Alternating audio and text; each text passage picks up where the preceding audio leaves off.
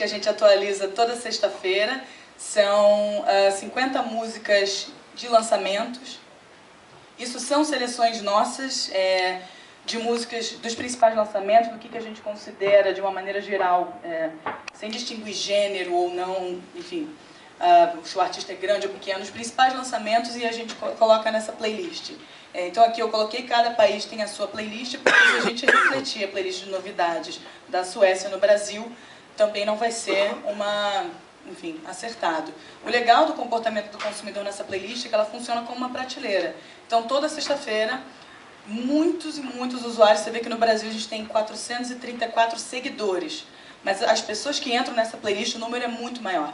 Eles entram, batem um olho naquela playlist, veem o que é interessante para eles e arrastam para as suas próprias playlists. Então aqui é uma prateleira e é uma escolha editorial do nosso lado.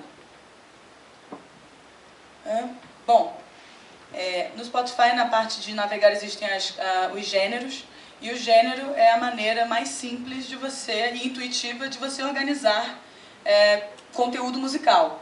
Então é muito fácil assim, a pessoa virar e falar, eu gosto de pop. E aí ela vai, clica ali em pop, alternativo, música clássica, hip hop. Essa é uma maneira bem básica da gente apresentar o conteúdo.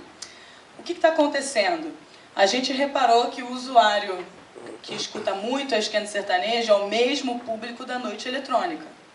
Ele não sabe disso, talvez. Ele está consumindo, mas para a gente fica super difícil de virar e falar, existe uma pessoa que gosta muito de sertanejo. Não, porque ela também gosta muito do eletrônico. E se bobear, ela está escutando a Rap Brasil também. Então, o usuário fica muito mais fluido e menos fiel a determinados gêneros. Claro que existem alguns, música clássica, o metal. O metal, a gente rodou um estudo que o fã de metal é considerado mais fiel ao gênero, então ele não vai tolerar se ele está ouvindo uma playlist e entra uma Cláudia Leite, ele vai ficar extremamente incomodado. O usuário do sertanejo pode ser que ele fale, tudo bem, eu vou escutar um pouquinho aqui, e aí ele deixa passar. Mas enfim, essa é a maneira que a gente tem de organizar de primeiro assim, as nossas playlists, então a gente separa por gênero.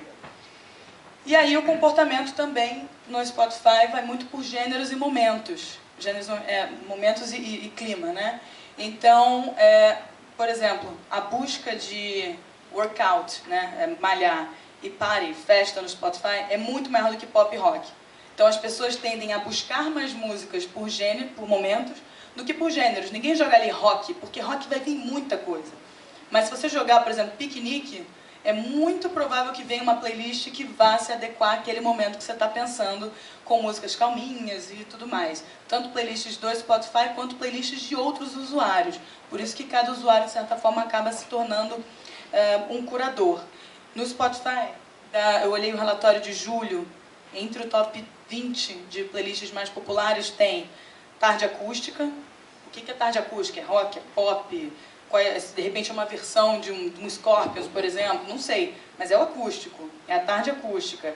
Hashtag sexta, possivelmente tem muito pop ali, mas tem espaço para entrar algum outro gênero musical. Tem um ótimo dia, e aí são músicas para cima. O que é música para cima? Não tem um gênero para isso.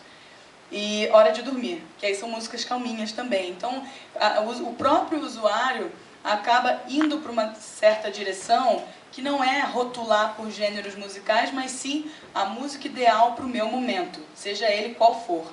E com certeza, se o Spotify não criou uma playlist para aquele momento específico, algum usuário já criou. Aqui eu trouxe um estudo que a gente rodou, chamado TNS, é de uma instituição belga, e ele compara os usuários do Spotify com o comportamento de usuários de rádio. Então aqui a gente está comparando o comportamento de um usuário Spotify gratuito, que seria mais ou menos a mesma experiência da rádio, a pessoa ouvindo música de graça, e ouvintes da Jovem Pan. O que as pessoas fazem enquanto escutam? Então aqui, quando a pessoa está navegando na internet, o Spotify, 45% das pessoas responderam que usam o Spotify dizem que estão navegando e escutando o Spotify. Já o usuário da Jovem Pan, 19%. Relaxando, 31% diz que relaxa ouvindo Spotify. 24% trabalhando ou estudando. 20% se preparando para sair. A Esquenta Sertaneja é uma playlist muito bombada para isso. Ler, 11% versus 4% da rádio. usar o telefone, academia, correr. A única modalidade que o Spotify perde para rádio, vocês entenderam isso? É quando o usuário prefere ouvir rádio do que Spotify quando está dirigindo. E aí a gente meio que identifica dois fatores. Um, por causa das notícias. Você está ouvindo música, ele está recebendo informe de trânsito, algumas outras coisas. E talvez o âncora. Às vezes, nesse momento, sozinho no carro, você queira ter alguém conversando com você. E isso é bem interessante porque quando a pessoa está no ônibus, que é uma outra categoria que a gente chama que é commuting, né, indo e voltando, usando transporte público, as pessoas preferem Spotify. Então é muito interessante ver que as pessoas no carro preferem a rádio do que o Spotify. Nós estamos dizendo que somos melhores que rádio, tá? Esse estudo é muito mais aprofundado e mostra que um complementa o outro. Mas só mostrando que, por conta dessas playlists, da contextualização que a gente consegue dar, diferente de uma rádio, que é uma programação linear,